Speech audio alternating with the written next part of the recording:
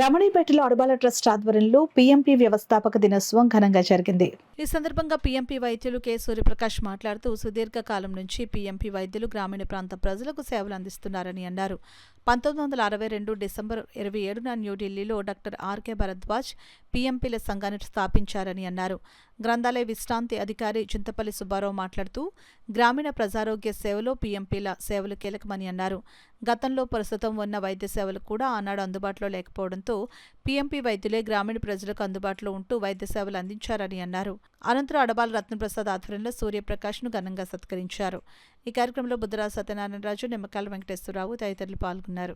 PMP డాక్టర్లు వాళ్ళ నైపుణ్యం ద్వారా ఎలాంటి వ్యాధులైనా కూడా నివారణ చేసి మెరుగైనటువంటి వైద్యం అందించి వాళ్ళకి ఆరోగ్యవంతమైనటువంటి జీవనం గడపడానికి తగినటువంటి అవకాశం కల్పించినటువంటి వ్యక్తులుగా ఈవేళ వాళ్ళు రిజిస్టర్డ్ మెడికల్ పర్సన్స్గా వాళ్ళు ఈవేళ రిజిస్టర్ చేసుకుని వాళ్ళు ప్రాక్టీస్ చేసుకుంటూ ఎన్నో సేవలు చేసేటటువంటి ఈ పరిస్థితుల్లో మానవ సేవే మాధవ సేవలాగా సేవ చేసి దృక్పథంలో వాళ్ళు మెరుగైనటువంటి ఆరోగ్యాన్ని అందించి వాళ్ళు నిజమైనటువంటి వ్యక్తులుగా అడబాల రత్నప్రసాద్ గారు ఆధ్వర్యంలో మమ్మల్ని గౌరవించడం చాలా ఆనందంగా ఉంది.